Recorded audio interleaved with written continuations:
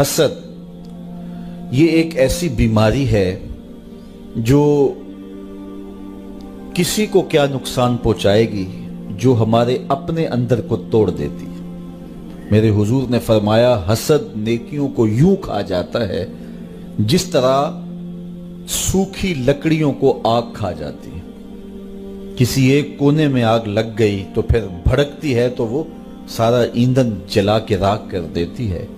تو نیکیاں آپ نے ڈھیروں اکٹھی کی ہوں اور نیکی یوں ہی تو نہیں بنتی، نیکی کے لیے ایک ماحول پیدا کرنا پڑتا ہے، پھر اس نیکی کو نیکی بنانے کے لیے خلوص پیدا کرنا پڑتا ہے۔ تھوڑی سی ریا بھی آ گئی تو نیکی نیکی نہیں ہے۔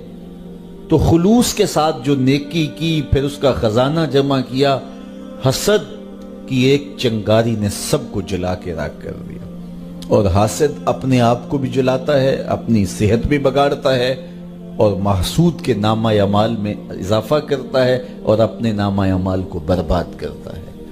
تو اپنے آپ کو اذیت سے بچانے کے لیے ہمیں اپنے اندر کی صفائی کی طرف توجہ دینی چاہیے۔ حضرت عبداللہ بن عمر بن عاص رضی اللہ تعالی عنہ فرماتے ہیں، ہم حضور کی مجلس میں بیٹھے ہوئے تھے، کیا خوش نصیب لوگ تھے۔ ہمارے استاد ہوتے تھے سر محمد علی حاشر، اللہ ان کی قبر پہ کروڑوں رحمتوں کا نزول کرے۔ تو وہ جب بات کرتے تھے تو بڑے ناز سے بات کرتے تھے۔ میں اقبال کی مجلس میں بیٹھا ہوا تھا، میں مولانا ظفر علی خان کے پاس بیٹھا تھا کہ فلاں بڑے جو ہے وہ سخن کے امام آئے اور یہ بات ہوئی۔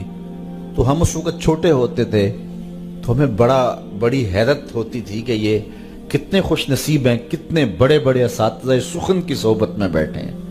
تو یار جو اقبال کی صحبت میں بیٹھا ہے، جو مولانا کی صحبت میں بیٹھا ہے، وہ تو ناز کرے۔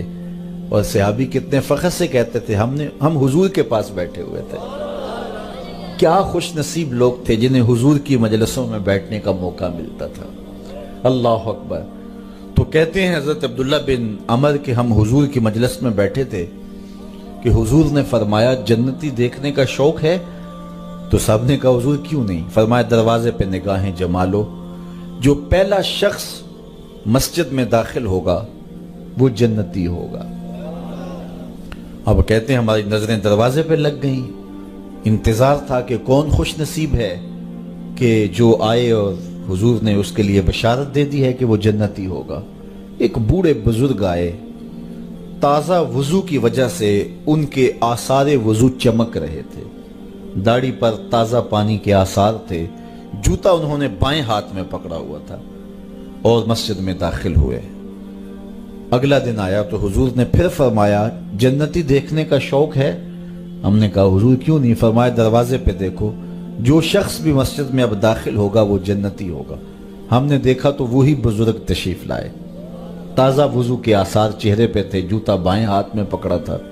تیسرے دن حضور نے پھر فرمایا جنتی دیکھنے کا شوق ہو تو دروازے پہ دیکھو، جو پہلا شخص اندر داخل ہوگا وہ جنتی ہوگا۔ کہتے ہیں جب نظریں دروازے پہ جمی تو وہی بزرگ نمودار ہوئے اور حالت بھی وہی تھی۔ کہتے ہیں کہ جب مجلس اختتام کو پہنچی، لوگ گھروں کو پلٹے تو میں اس بزرگ کے پیچھے چل پڑا۔ میں نے کہا کہ بابا جی میری والد گرامی سے کوئی شکر رنجی ہو گئی ہے، تو میں کچھ دن تمہارے ساتھ گزارنا چاہتا ہوں، تو کیا مجھے آپ اپنے ہاں رکنے کی اجازت دیں گے؟ انہوں نے کہا آ جاؤ، کوئی بات نہیں۔ وہ مجھے اپنے گھر لے گئے۔ کہتے ہیں میری لالچ یہ تھی کہ میں دیکھوں کہ یہ عمل کون سے کرتے ہیں، کہ رسول کریم نے فرمایا جنتی دیکھنا ہے تو دروازے پہ دیکھو۔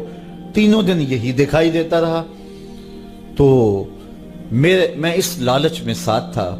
خیر رات پڑی تو انہوں نے مجھے بستر لگا دیا اور ساتھ ہی چارپائی پہ خود بھی لیٹ گئے، لیکن میں طاق میں تھا کہ میں دیکھوں کہ رات کو یہ عبادات کس کس قسم کی کرتے ہیں۔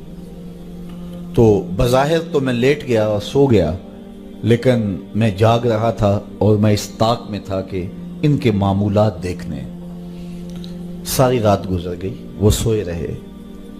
ہاں ایک عمل میں نے ان کا دیکھا کہ جب وہ کروٹ بدلتے تھے رب کا نام لیتے تھے، اس کے علاوہ کوئی معمول نہیں تھا۔ صبح اٹھے، میں بھی اٹھا، فجر پڑی، سارا دن معمولات میں گزرا، باغ میں گئے، گوڈی کی، کھجوریں توڑی، جو بھی معمولات تھے ظہر پڑی، کھانا کھایا، دوپہر عصر ہوئی، مغرب ہوئی، اگلی رات ہوئی تو پھر میں طاق میں رہا. شاید کل میری وجہ سے اپنے معمولات انہوں نے ترک کر دیے ہوں. تو جو عادی ہو تو ایک رات تو اوکھا سوکھا ترک کر لیتا ہے، تو اگلی رات اس کو پھر مشکل ہو جاتی ہے. تو آج تو اپنے معمولات پہ آ جائیں گے. طاق میں رہا لیکن پھر اسی معمول میں کہ ڈٹ کے سوئے، کروٹ بدلتے ہوئے رب کا نام لیتے رہے. تیسرا دن پھر یوں ہی گزر گیا اور رات پڑی تو پھر وہ سوئے. تو بس معمول کی نیند، کروٹ بدلیں تو رب کا نام. جب صبح اٹھے، ناشتے پہ بیٹھے تو میں نے کہا میری ابا جی سے کوئی لڑائی نہیں ہوئی تھی. میں صرف اس لیے آپ کے پاس آیا تھا کہ میں دیکھنا چاہتا ہوں کہ آپ عمل کون سا کرتے ہیں، کیونکہ رسول کریم نے ارشاد فرمایا کہ جس نے جنتی دیکھنا ہے دروازے پہ دیکھو، اور 3 دن آپ ہی دکھائی دیتے رہے. تو میں یہ دیکھنا چاہتا تھا کہ آپ کے معمولات کیا ہیں، لیکن شاید آپ نے میری وجہ سے اپنے معمولات ترک کیے رکھے. تو وہ بزرگ فرمانے لگے، نہیں اے عبداللہ، میرے وہی معمولات ہیں جو تم نے دیکھے، تمہاری وجہ سے میں کوئی معمول ترک نہیں کیا، یہی میرا معمول زندگی ہے. لیکن تم بھی جستجو میں آئے ہو، شوق میں آئے ہو. میں تمہیں بتا دوں کہ میرے پاس عمل کون سا ہے جو تم دیکھنے آئے تھے. تو کہا وہ عمل وہ ہے جو تم دیکھ نہیں سکے، لیکن میں تمہیں خود بتا دیتا ہوں، اور وہ یہ ہے کہ اے عبداللہ بن عمر، یہ جو میرے سینے میں دل رکھا ہے نا، اس میں کسی مومن کا بغض نہیں ہے، اس میں کسی مومن کا بغض نہیں، یہ صاف ہے، یہ شفاف ہے. تو جب یہ دل پاک ہوگا، دل ستھرا ہوگا، پھر جنت کی راہیں ملیں گے. ہم نے اپنے دل میں کیا کیا رکھا ہوا ہے، اس کا بغض، اس کی دشمنی، اس سے بیر. یہ آگے چلا گیا، ہم پیچھے رہ گئے، اس کو یہ منصب مل گیا، میں کہاں کھڑا ہوں، یہ ہم اکٹھے چلے تھے، یہ بہت آگے نکل گیا. رشتہ دار کی ٹینشن، ہمسایوں کا مسئلہ، شریکوں کے معاملے، کیا کیا معاملے اس چھوٹے سے دل میں رکھے ہوئے. ہم نے اس دل کو نفرتوں سے بھر دیا، اس کو پیار سے بھرنا تھا. کس کو پتھر مارے ناصر کون پرایا ہے، دل کے شیش محل میں ایک ایک چہرہ اپنا لگتا ہے. وہ کسی نے کہا تھا کہ پتہ نہیں لوگ نفرتوں کے لیے وقت کہاں سے لے آتے ہیں، ہمارے پاس تو محبتوں کے لیے وقت نہیں ہے. تو اس دل کو تو محبتوں سے بھرنا تھا، اس دل کو تو شفاف رکھنا تھا، اس دل کو تو مزکا و مشفع رکھنا تھا. لیکن اس دل کو ہم نے نفرتوں سے بھر لیا اور خود تنگ ہو گئے. ہماری اپنی زندگی اذیتوں میں مبتلا ہے، تکلیفوں میں مبتلا ہے. ہم لوگوں کے لیے زحمت بنے ہوئے ہیں، جبکہ ہمارا وجود اللہ کی مخلوق کے لیے رحمت